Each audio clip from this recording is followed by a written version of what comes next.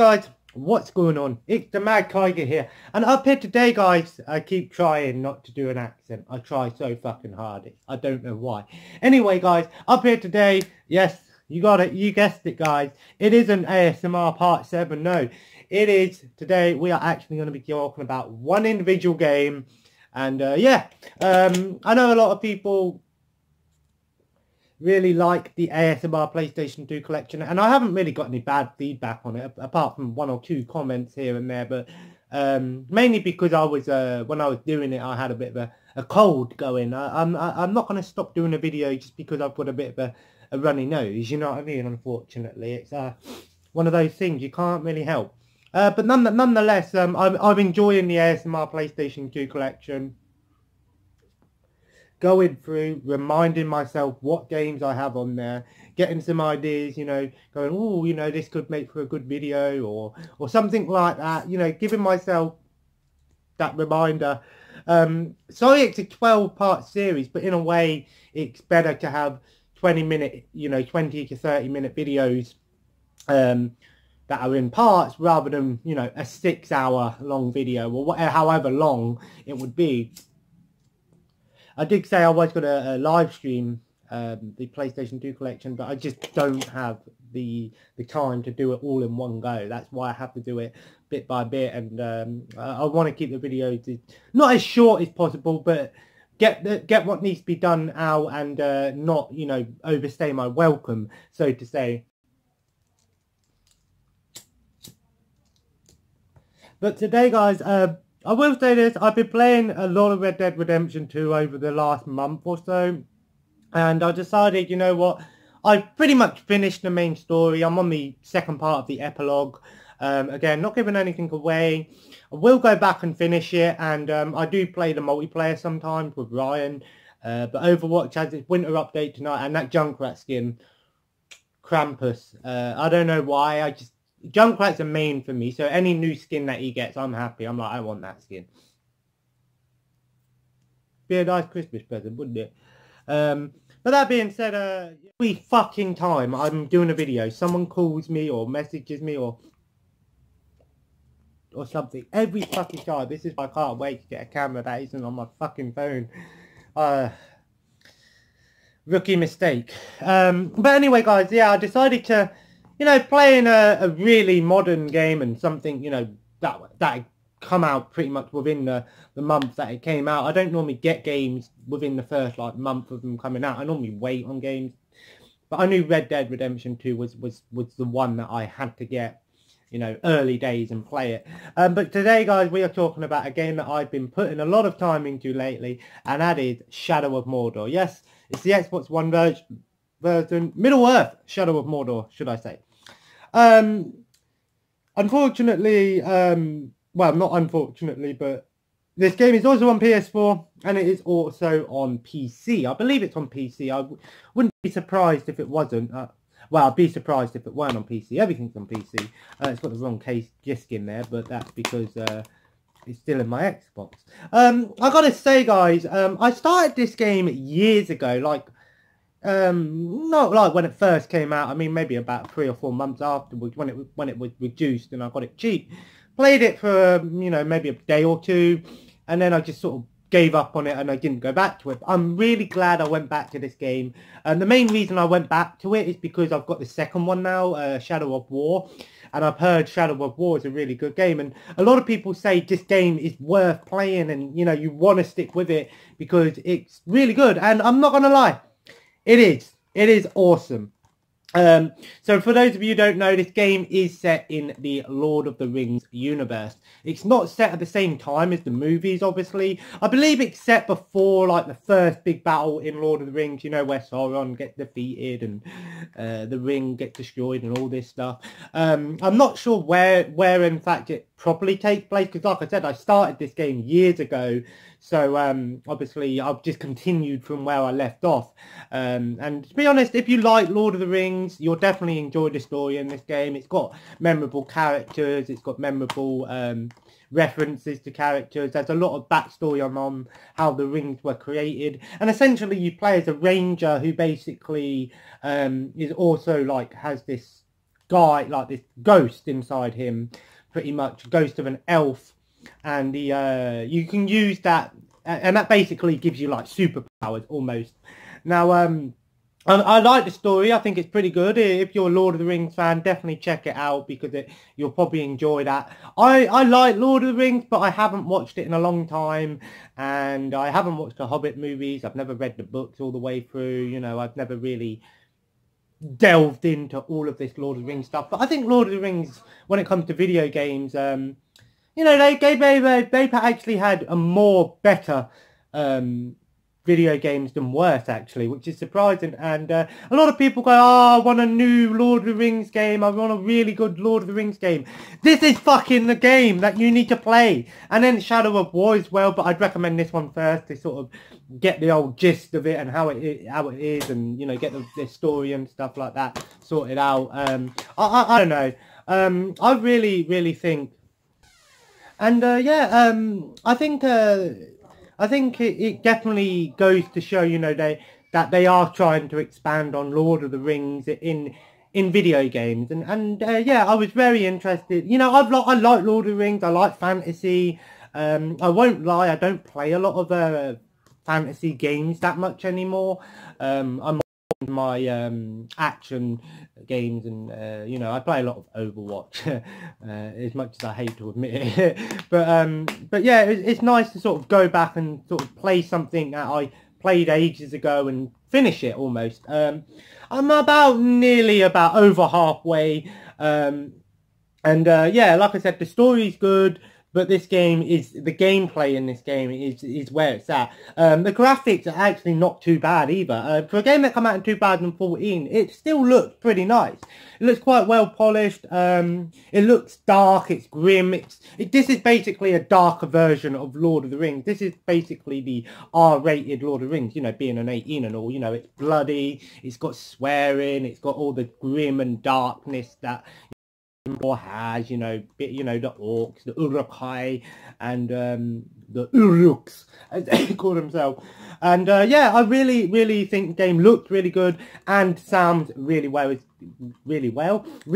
as well. I'm not gonna lie, whoever does the voice acting for the Uruk-hais in this game are fucking great. Oi! Get over here and I'll smash your skull in! You know, that really cockney, deep voice, that cockney accent. I don't know why. That's the staple orc acting, and you know, some people are good at it, other people not so much, but I gotta say, I love the Uruk-hai in this game. I just think it's hilarious. And I will say, basically how the game works, it's an open world game, and basically it's splitting, I'll split it into 3 segments: the actual combat system, and you know, the combat system and how the game plays, the rival system and like the army system, and then just the extras there. So the combat, I'm not gonna lie, it's made by Warner Brothers Games, and we all know what they also made was published the Batman games. Now the combat in this game, if you play Batman Arkham, any of the Batman Arkham games, you probably and if you enjoy that sort of thing, you know, the single button combat, you know, X to attack, Y to counter, B stun, A, you know, dodge, you know, and then the execution where you press X and Y. I like that combat style of combat. It's fast paced and it's not overly complicated. Some people don't like it. They prefer more like the Devil May Cry thing where it's all about, you know, doing your combos and stuff. I like it. It's simplified combo moves, and I think it works quite well, and it works in this game. The combat is fast paced. You're always, you know, you're in the middle of a battle and you've got all these orcs around you, or Uruks. There are orcs in the game as well, but Uruk are I think Uruks are basically evolved orcs, like stronger orcs, or like a more like stronger orcs. I'm sure they are something to do with that. Like I said, it's been a while. But nonetheless, I really think the combat is great. And again, it has that stealth action thing, and like the Assassin's Creed, where you can climb up buildings. You know, you can use your stealth to your advantage. You know, stealth kills, hiding in bushes, attracting people. And then you have your powers. Like, I keep forgetting what the guy's name is.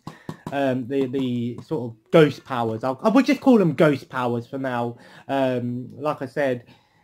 And you can do some really cool stuff with the ghost stuff, like you can use it in combat to stun people, you can drain people's health with it, you can, you know, use it in combat, you can use it in, like, with your bow and arrow, you can use it as stealth. But I think where the game really, really is great is the whole rival system. Well, it's not a rival system as such, it's basically you have, like, Sauron's army, which are basically elite, like captains and war chiefs and things like that. So different ranking officers in the Uruk army, or the Sauron's army, as well as it's probably better known as. And basically, you have to, like, how it works is if you find intelligence about them, like by interrogating people or doing mission side quests and things like that, and you find out about the captains, and you find out what their weaknesses are and what they're strong at. So each captain is different from the other one, and same with the war chiefs and things. And what's really cool about the game is how they interact. Is they remember if you kill them, because even though you kill them, they're going to come back later on anyway. So some of the enemies are recycled, but what's cool is when you kill them, the detail is awesome. If you kill them, they come back and they're more scarred. They've got armor over their face, and they remember you. They always remember you. If you killed them, they're going to remember that. If they kill you, you're going to remember. They're going to remember that. When they kill you, they get more powerful. They have all these. Not only do you have, like, the missions and the side quests and all these things, but you also have, like, you have to keep an eye on what Sauron's army is doing. So, like, sometimes they will have fights among themselves and trials, like, where they might want to go off and fight against another chieftain or another captain in order to become stronger and move up in the ranks. And you have to keep an eye on that.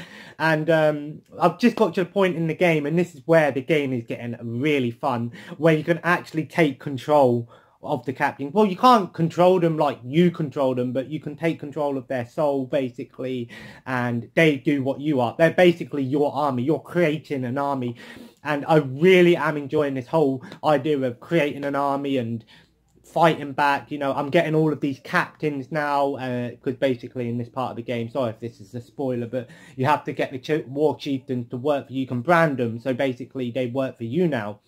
And you command them and stuff, and I think it was really fun. It does get a bit repetitive, this game. A lot of the quests are quite similar, and it does sort of like you go, oh, same thing, you've got to kill this guy now, or get the information from this guy. But once you learn the ability to control them, it's really fun. And Shadow of War, which is the sequel, has evolved on that and made it more in depth. Basically, you can create an army in that game, and you have your own fortress and things like that. So I'm really looking forward to playing the second one, because I hear it's so much, well, not so much better. This game is amazing, but it basically took what was great about this game and just expanded on it. It didn't really change too much that it didn't need to change. If it ain't fit, if it's not broken, don't try to fix it, you know what I'm saying?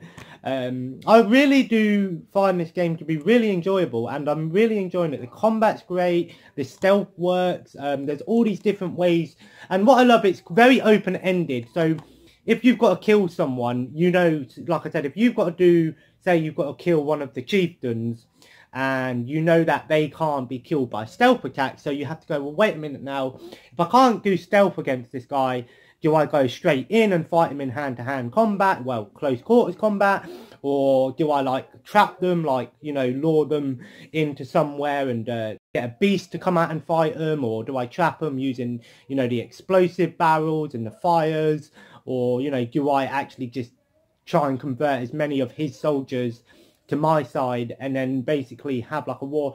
I really love it when you just convert all the orcs and the uruks and they're just fighting for you. It's so fun. I really am enjoying this game, and it has an upgrading system as well. You get new abilities and stuff like that, but it's not in depth, the upgrade system. It's quite basic, you know, but at the same time it works quite well. The more you play, the better abilities you get. Like I said, now I spent the first part of the game, you know, you can't really control much of the characters. You can only really find out information about them. And now I can command them and stuff like that. So it does, you know, go in chunks basically, and you feel like you're getting more powerful and you're getting all these new abilities as you're progressing through the game and as you're training, and the grinding sort of pays off in a way. So it works nicely. It's not too in depth, and again, you have your sword, your dagger, and your bow, which you can upgrade and put these little trinkets on them, which give them extra abilities. Like you might get more health if you kill someone with a stealth kill or something like that. And yeah, there's a lot of collectibles in the game, and what I love about this game is that the collectibles, once you reveal the map, they're all on the map anyway. So it's not like you know, Assassin's Creed or something where even though you may find the collectibles, it doesn't sort of give you, doesn't hide them somewhere where you can't get to it. You can always, I've never come across a collectible yet that I can't get. Some missions you can't do until you get a certain ability, which is understandable, but I really do enjoy this game. It's cool because again, you've got your normal enemies and you've got all these different types of enemies. You know, you've got your archers and your spear throwing ones, you've got like your normal soldiers, the heavy ones, the ones with the shield, and each enemy has sort of tactics on how you can defeat them. So for example, like I said, and that's why I really like this sort of captain, and each captain essentially is like a mini boss sort of thing, and they have fears and sometimes weaknesses and strengths. So some enemies, chieftains, can't be killed by ranged attacks, some of them can't be killed by finishers. So if an enemy can't be killed by a finisher or a stealth attack, what you want to do is you want to try and get something else to kill him, like a beast or, you know, some of his old home soldiers or whatever. And I really, I don't know, I just think this game it's so good. It's really great. And this game is £5. You can get this from CX right now for £5. It might have gone up or down by a couple of quid, but still, you can get this game for under £10. Is it worth that? Yes, it bloody is.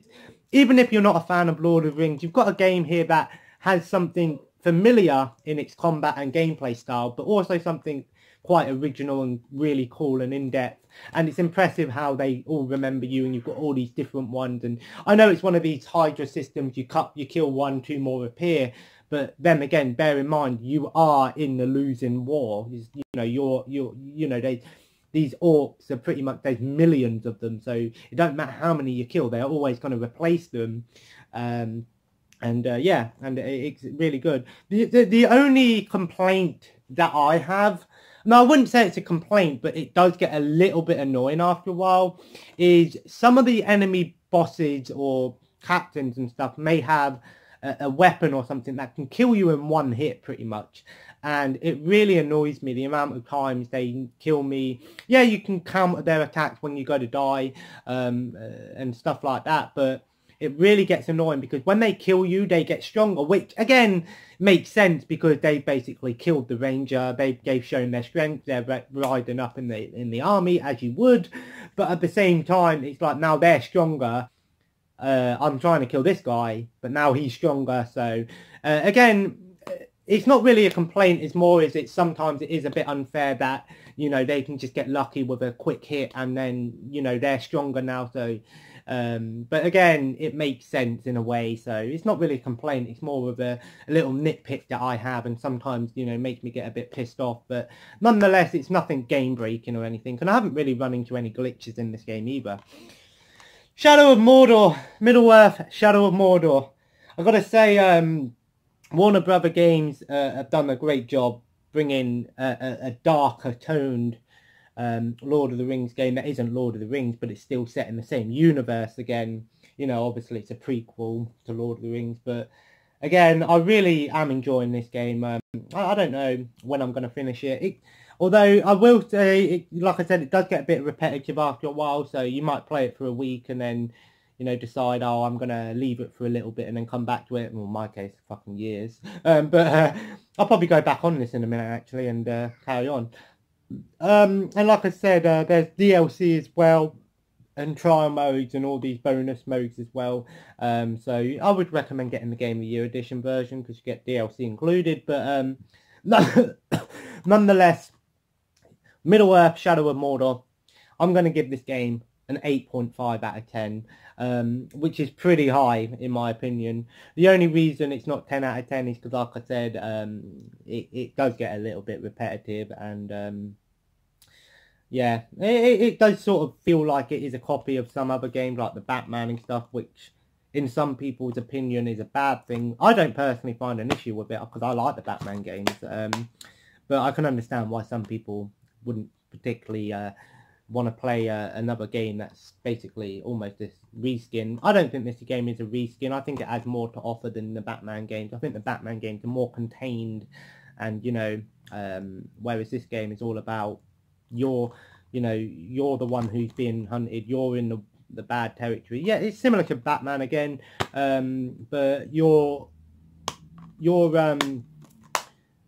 you know that at the end of the day you're in a losing fight, whereas when you play the Batman games, even though you may be in a losing fight, like in Batman City, wherein you're in a fucking city full of criminals, you're still Batman at the end of the day. You know that you're gonna beat the shit out of people anyway, whereas in this game you're basically stuck in a loophole. Every time you die, the enemies get stronger and you come back, and it's all about it is trial and error in some cases with but I like the fact that this game gives you quite a few options, and it starts off with you can only really do stealth and attacks, but then you get the ranged attacks, and then you get the traps and the things you can do. So there's a lot of different variety in its style and things to do, and yeah, it's not the most interesting world, I will say, but at the same time it's like what do you expect? You're in a world full of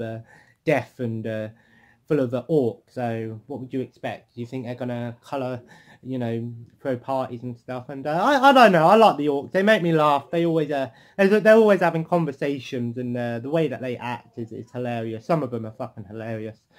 Some of them are awkward when you go to fight them, and then it shows you're doing that with them, and then they say something.